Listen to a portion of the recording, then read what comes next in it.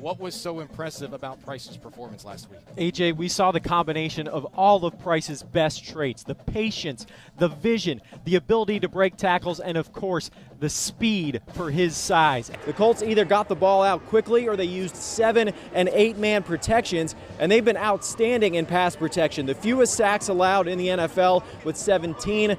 Sterling Palmer, look at the left side of your screen. Price right behind Palmer, gets that block, then just shrugs off 3 tackles, finds his way to the outside, and a big gain for the Panthers. Man coverage from Texas State on 3rd and 5, and FIU had the perfect play call for it. They're running mesh. Those shallow crossers creates a natural pick.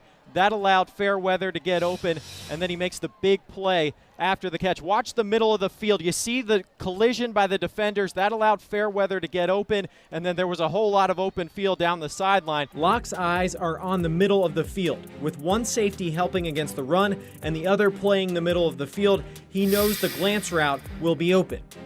Hall beats his man, and it's a 30-yard gain.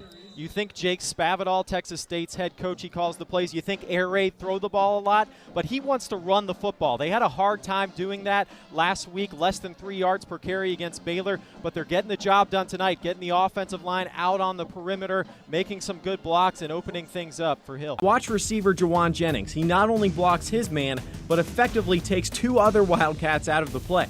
On the outside, Wolf and Marquez Callaway do just enough to create a lane for Murphy, and he explodes up the sideline for a 59-yard gain.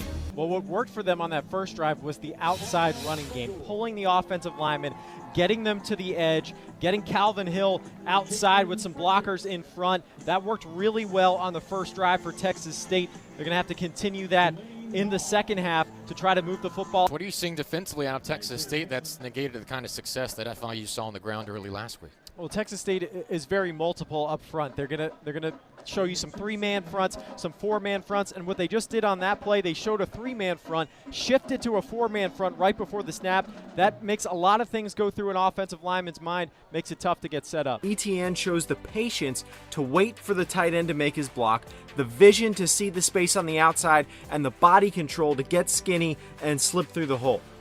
Callaway's route draws his defender inside, creating a natural pick with Jennings. This gives Callaway enough space to make the catch and pick up the first down.